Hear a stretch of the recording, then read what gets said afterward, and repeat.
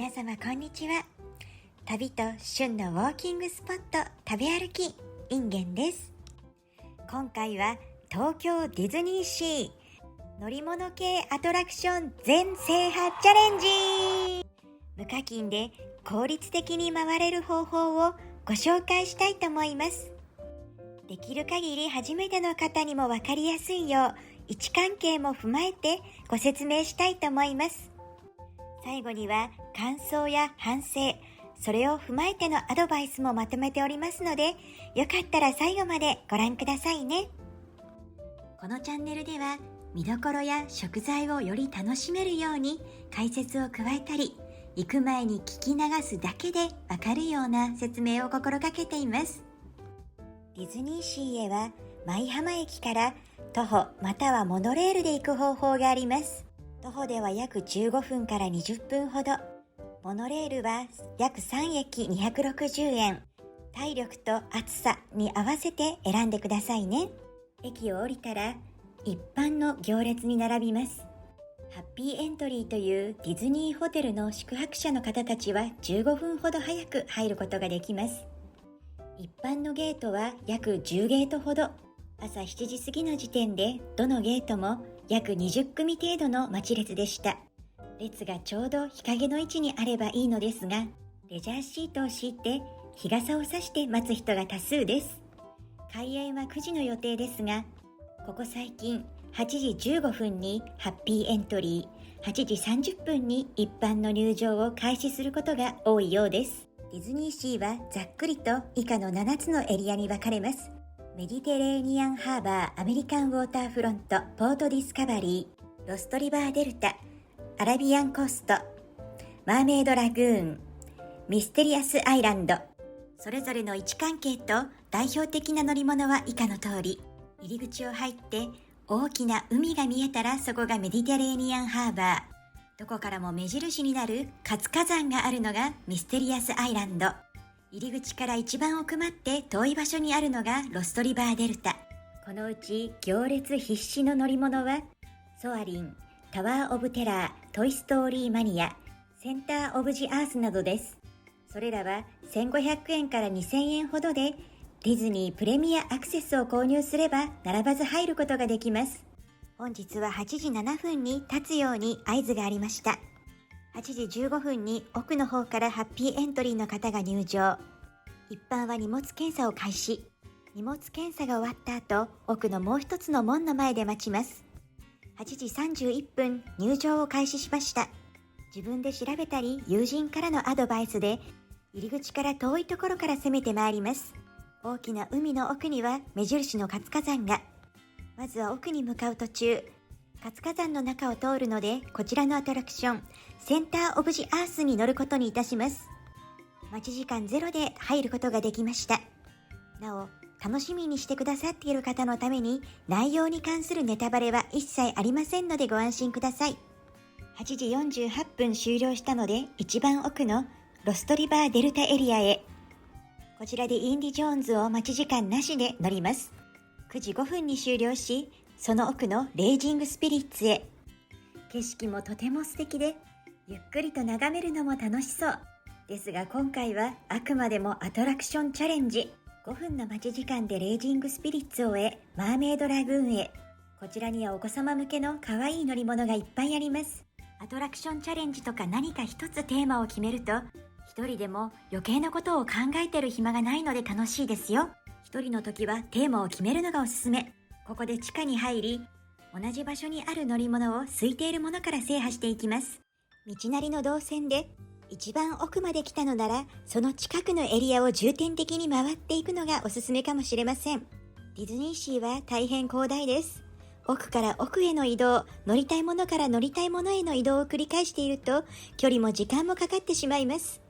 朝炎天下でお待ちになっていた方、ここは屋内の建物で涼しいので、ここでほっと一息されるのもいいかもしれません。ただこの辺りでどのアトラクションも5分から10分待ち。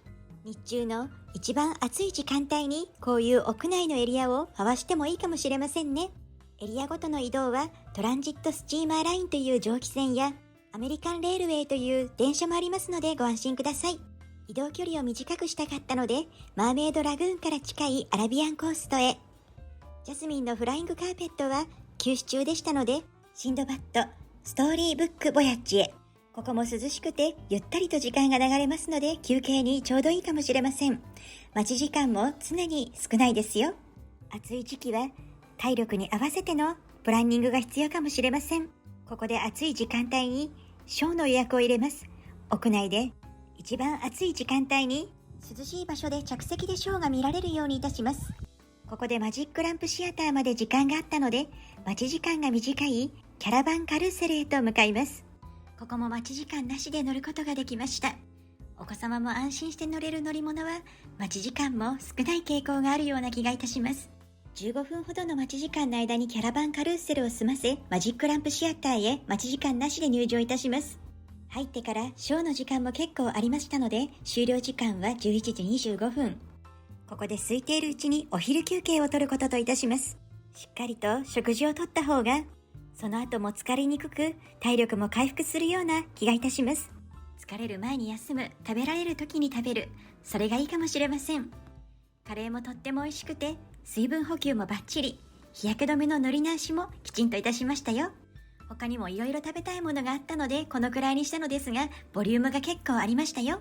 一番奥のロストリバーデルタと、右のマーメイドラグーン、そして右端のアラビアンコーストを終了したので、次は左と手前の入り口近いところを攻めていこうと思います。左に向かうには真ん中の火山を通らなければなりません。そのままの動線でミステリアスアイランドの海底2万マイルに並びます。こちらで待ち時間は約15分ほど。まっすぐポートディスカバリーに向かってもよかったのですが、出て近いところにトランジットスチーマーラインの乗り場があり、待ち時間がなかったので、船旅を楽しむことといたします。遠いエリアを結ぶ乗り物も充実していて、とっても楽ちん。私の大好きな船旅も楽しめる。ここまで休憩も食事もしっかりとっているので、ほとんど疲れておりません。こちらが多くのショーを行うメディテレーニアンハーバーです。眺めもとってもいいんですよ。こちらから一番奥のロストリバーデルタへ向かいます。そしてロストリバーデルタからはメディテレーニアンハーバーへ向かう船ももちろんあります。この船旅が最高。景色を眺めながら一日中乗っていてもいいくらい。手を振ると陸の人たちが手を振り返してくれる、そんな温かい交流があるのもディズニーシーのいいところですよね。活火山を眺めたり、灯台を眺めたり、橋の下をくぐったり、アドベンチャー気分も味わえるのがこの船旅のいいところ。この後徒歩でポートディスカバリーまで戻ってアクアトピアとニモを攻めようと思ったのですが、30分待ち。急遽予定を変更してポートディスカバリーのアメリカンレールウェイに乗ってアメリカンウォーターフロントへと向かうことにいたしました。気温は35度。今思えば30分待っててもアクアトピアに行った方が良かったかもしれません。その理由は後ほどご説明いたしますね。アプリをチェックするとトイストーリーマニアがなんと60分待ち。長い？いやいや、そんなことありません。お昼時だったので普段よりも短くなっていたのです。行列に並ぶ前にアメリカの街並みを観光するにはビッグシティビーグルで街を一周。非常階段が屋外についているところもまさにニューヨークっていう感じで、とっても楽しい車窓観光でした。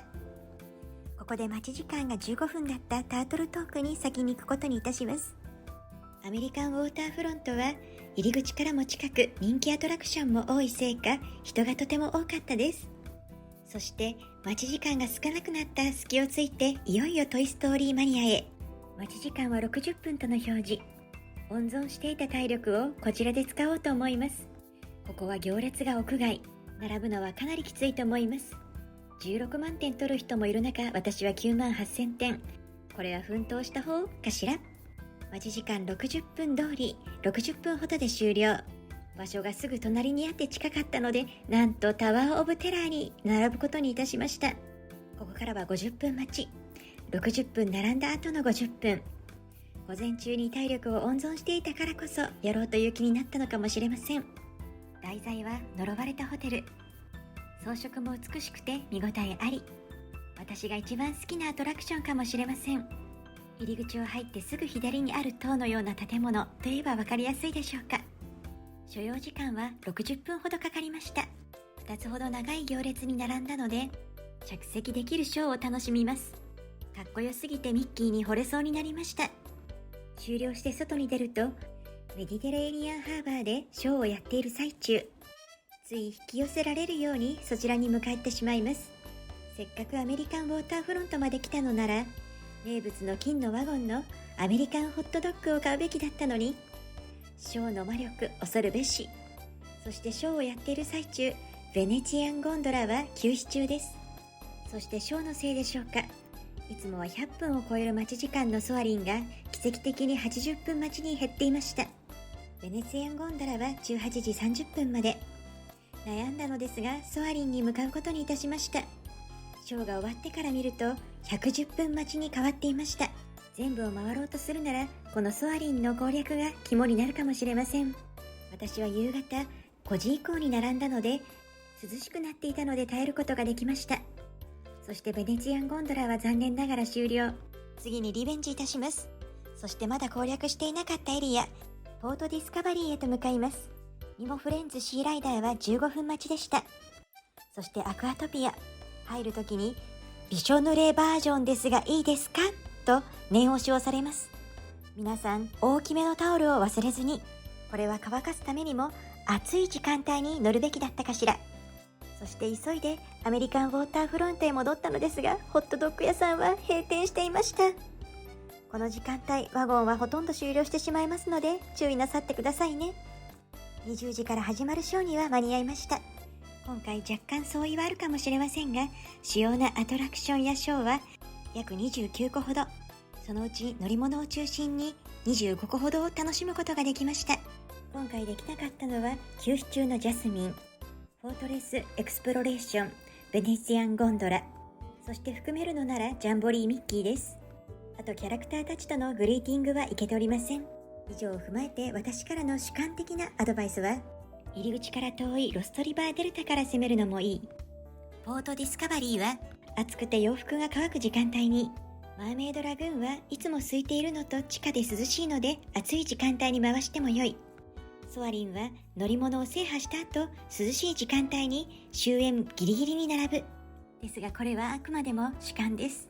行列は日によって違うので、その時の状況に応じて臨機応変に行動なさってくださいね。くれぐれも無理はなさらず水分補給を忘れずに。皆様今回もお楽しみいただけましたでしょうか。このチャンネルではお出かけや旬の穴場スポット、無料お得情報などもご紹介しています。少しでも休日の過ごし方のお役に立てれば嬉しいです。チャンネル登録、いいね、コメントをいただけたら励みになります。よかったらまた来てくださいね。